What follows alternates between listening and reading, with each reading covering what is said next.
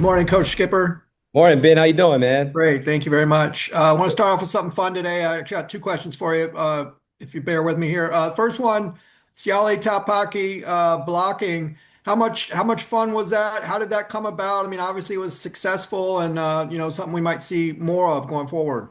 He was begging to be able to do something on the offensive side. What I didn't know is he came in here as an O lineman, so he has that background. And like I said, he was begging to get out there. I was like, all right, we're going to use you then. And sure enough, he went out there and did his job. So that gave us some juice on the sideline. It was good to see.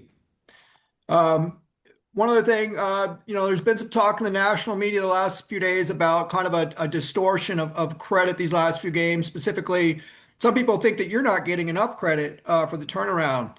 What's your take on that sentiment, and have you talked about it as a coaching staff? I guess it's good that I don't get on social media and all that stuff right now because I don't feel that way. But I don't really know what's happening out in the outside world. I'm in this building so much, but I love what I'm doing. I'm just working, man, and I just try to put us in the best positions to be successful on Saturday. That's all I can control. I just control the controllables. I don't know what the narrative is and all that stuff. I'm just doing what I do, man. Thank you. Let's go to Dave Woods, Bruin Report Online. What's up, Kip? How are you? Oh, I'm doing good. Um, just from a motivation standpoint, I'm interested. What is kind of the strategy going forward now? It was don't be one-hit wonders at the second game in a row. What is it at this point? And do you ever start getting big picture with it? Do you start introducing the idea of a bowl game as a goal? Is that even something you talk about? Nah, so I'm all about the moment that you're in, man. Wins what's important now. What are we doing right now? When you're taking over something and you're new, everything you say is important and you have to get everybody to go in the same direction all together. So each week has presents different challenges and things like that. This week kind of is the standard, and don't get bored with success. We have to keep doing what we're doing and always be on the rise. It's not a time to get off the gas pedal right now. We got to keep on pressing, keep on getting better, and keep on working. Let's move to Ben Royer from the LA Daily News. Good morning, Skip. Good morning. I have a question about it. Seemed like a few of your tailbacks seemed to get kind of scraped up in that game. Can you get any injury updates on guys like Anthony Woods and Frios? They play a highly impactful physical position. And when you play a position, everybody's trying to take your legs out, knock your head off. You're gonna get sore and banged up a little bit. I mean, that's just football. But I don't anticipate us having anybody missing practice time right now. Obviously, we'll have a staff meeting later and we'll talk more through everything. But I saw everybody yesterday. Everybody seemed to be in good spirits. Woods probably had the most, I don't know if you want to say severe or what impactful injury. Kind of took a hit down low, but he seemed to be walking all right when I saw him, but I'll know more later. Next up, we'll have Tracy McDonald from On Three. Hey, Skip, thanks for taking the time. Two things for you. Just to follow up on Ciale, how did that, I guess, come together as far as, you know, I guess the conversations leading up to the game and how much time did Ciale kind of have to kind of work on that? Yeah, it's just week of the game, man. We watched what they do on defense and figured out ways, hey, we could do this and this. I think it'd be very good at this. And now we're at the point now that was all right, can we expand on this? Does Maryland give us possibilities of doing things that fit his style of play? Just normal game plan stuff, man. That's what it is. He asked for it and wanted it, and we gave him a chance at practice, and it looked really, really good. So we carried it into the game. So we'll see if there's anything to build on that for this week. And then, the defense obviously is really taking a turn under Coach Coyle, especially considering, the first four games where there were a lot of missed tackles and things like that. Has there just been more of an emphasis on tackling, or are they just doing something different with pursuit angles, or I guess what would be the cause for the turnaround?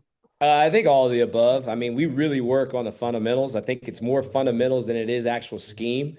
I think we are tackling at practice. I mean, we're full pads on Tuesdays and Wednesdays. We do drills when we get to endo time that specifically are to use your weapons, your eyes, feet, and hands. We're learning how to wrap up and move our feet on contact because the hardest thing to do is restart your feet when they stop. Just fundamental stuff, and then giving them a game plan that we hope will be successful against the opponents we play, and then them executing it. And to me, being a defensive player and a former player myself, when you're confident and you know what's going on, you play a lot better and you play faster, and stuff starts clicking. So it's good to see, and hopefully we can continue it. Ira Gorawara, The Athletic. Hi, Coach. So tomorrow is going to be exactly a month since you were promoted to interim head coach. And just Didn't know two that. questions. Yeah, two questions off that. One, how has sort of the locker room environment, just the attitudes of players changed in this past, month or just under a month? And second part to that, what's been the biggest challenge for you in your new role in this last month? All right. I mean, time's flying. I really did not know that. Seems like yesterday. But first question, I will say the locker room is clean to start with.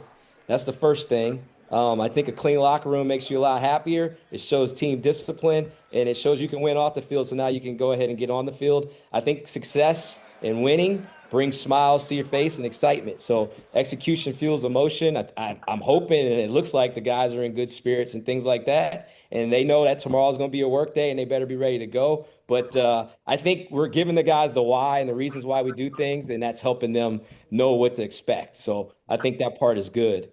And then the second question, if I remember right, was my biggest challenge. Was that what it was so far? Yeah, yeah.